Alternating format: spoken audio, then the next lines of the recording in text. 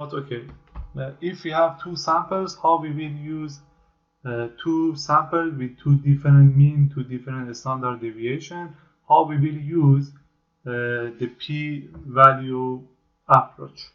Okay, so the steps are quite similar to the pool t-test. We have to define our null hypothesis, then our alternative hypothesis. We have two mean and two samples. Okay, n1 and 2 is like the two number of samples.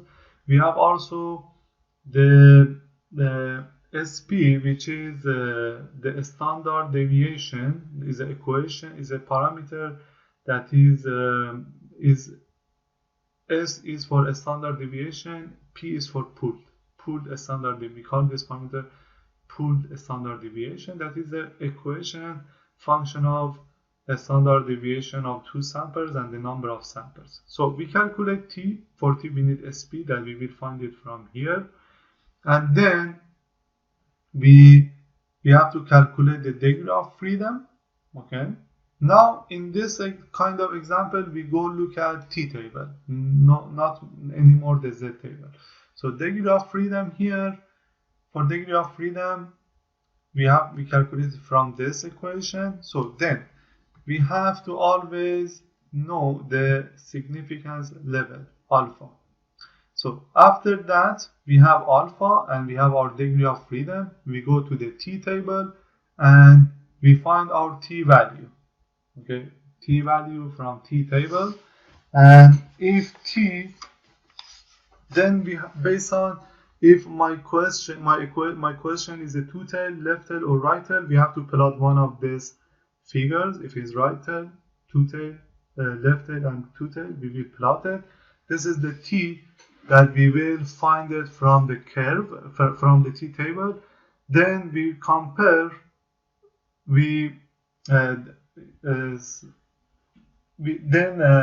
yes, we have this df, and we have this T value that we calculate here.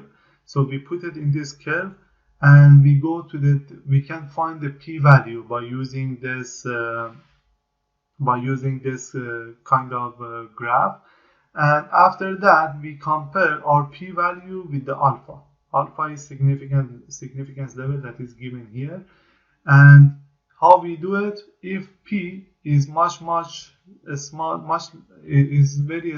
smaller than alpha, equal to smaller than alpha, we will reject the null hypothesis. Otherwise, we will keep the null hypothesis. This is how we do it. So I'm gonna solve one question for you. Then it will be more clear for you.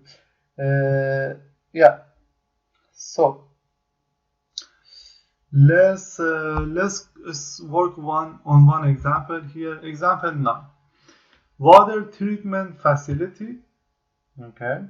Water treatment facility collect and record pH measurement data just before water is released into municipal water supply. In 2014, we have 24 measurements that the average of pH of that 24 measurement is 6.154, and a standard deviation is 0.0023. The pH analyzer was replaced in 2017, and the measurement we have this year, we had 25 measurements, and the mean was 6.125, a standard deviation 0.0012. At the 10% significance level, this is your alpha. Do the data provide sufficient evidence to conclude that this year pH has decreased? This year means the new year. Assume that the data are normally distribution. Okay, so this assumption is important because for all the curves that we have, Z table, whatever we have, whatever curve we have, we assume that our data, they have a normal distribution, or the population has a normal distribution. the samples, they have a normal distribution.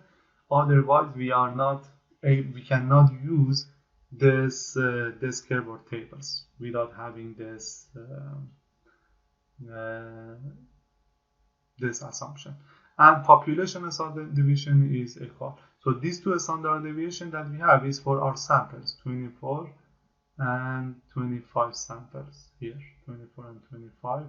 While this, we had a bigger, much more measurement than 24 and 25. That is those many measurements, let's say 1,000 measurements, that's my population. That is standard deviation of the two population in 2014 and 2015. They are the same. This is not very important. The most important assumption is this one, that the data are normally distributed.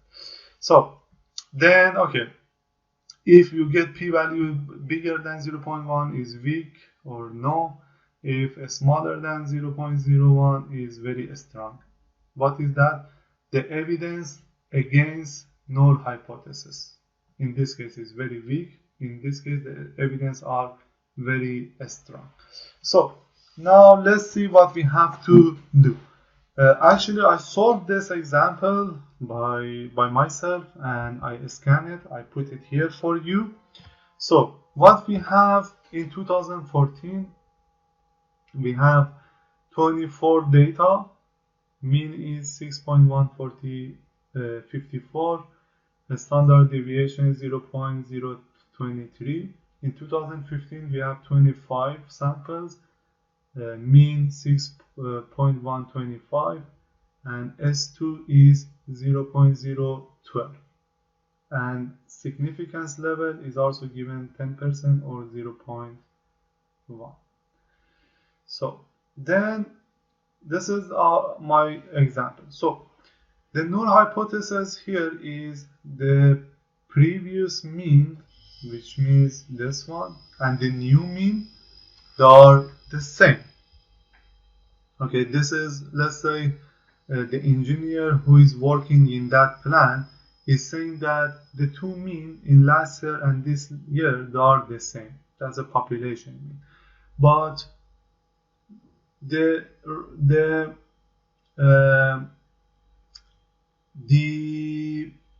alternative hypothesis is no. The new year mean, which is this one, is less than the previous year. It has decreased. The new mean is less than the previous mean. It has decreased.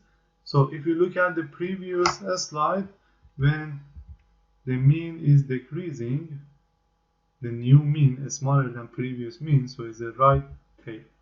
So we have a right tail here. So we have this kind of problem that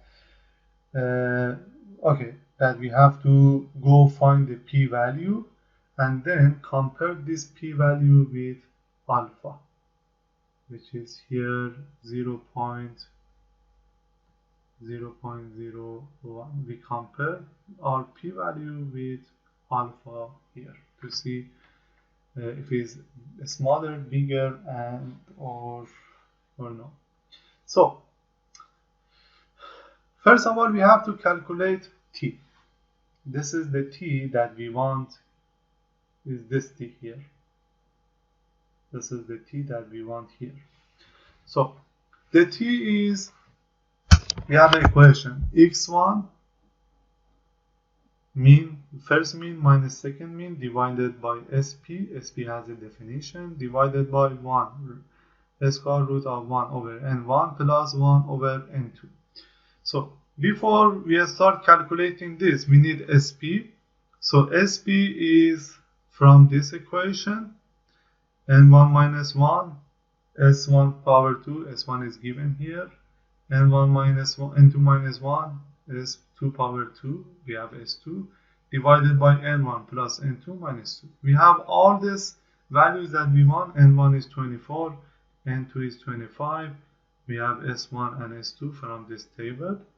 We just plug them here, and this is what I have calculated already. So you can just double check my calculation.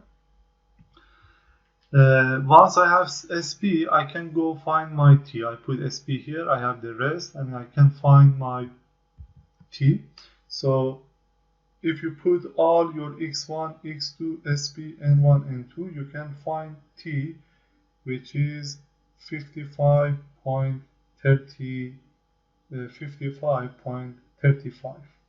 So this is your actually Z value. Okay, this is your Z value, which is how much?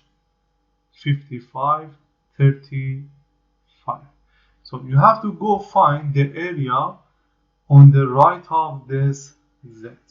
Okay, it's a very small area on the right of the Z. Let's go to the Z table to see if we can find that area or no. So let's go to the Z table. This is a negative Z. Our Z is big, positive Z. So you see that my Z, the maximum Z, positive Z that we have is 3.4. 3.4 is somewhere here. Maximum Z that I have is 3.4, is somewhere here. That is your 3.4, somewhere here. So that gives you the area on the right of Z. It means here is almost nothing. This area here on the right of this Z. This Z is 3.4 or 3.5. Let me clean this. Yeah. So this area here for the Z.4 on the right of Z.4 is almost 0. This area on the right is almost 0. Why? Because the area on the left of 3.4 is 0.9997. Is all this. The whole area of this curve is 1. The area on the right of 3.4 is almost 1. Is this much? 0.999 something. Okay. So it means this area on the right is almost 0. Is a very small amount, is maybe this much, 0.0003. Okay, 1 minus this value give you 0.003. So the area on the right of the Z is very small. Okay, this is for Z 3.4, while the Z that I have is 55. So it can be like somewhere far here, and the area is almost 0, and is even less. Area on the right of this Z is even less than this value. So that's why here in this part I have written the area on the right of this Z is almost 0. Okay, this area here that gives me my P value. This area, my Z is 55. The area on the right of Z based on the table is almost 0. So this area, which is my P value, is almost 0. So now I have to compare my P value with alpha. Alpha is 0.1. So my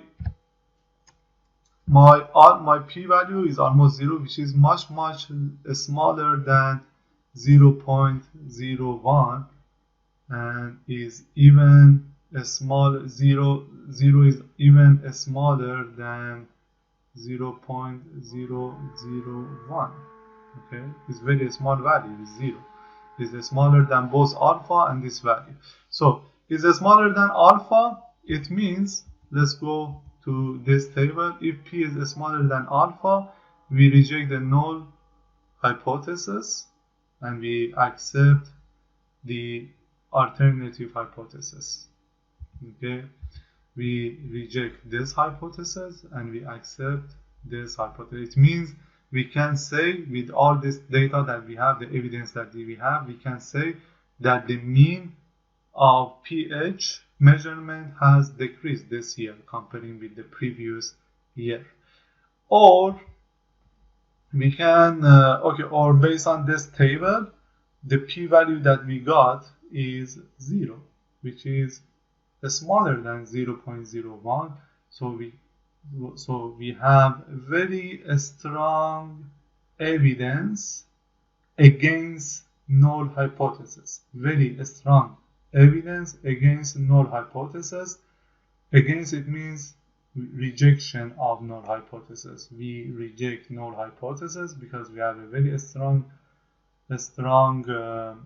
evidence, and we accept the alternative hypothesis. So this is one example, and I hope it was not that complicated. We have example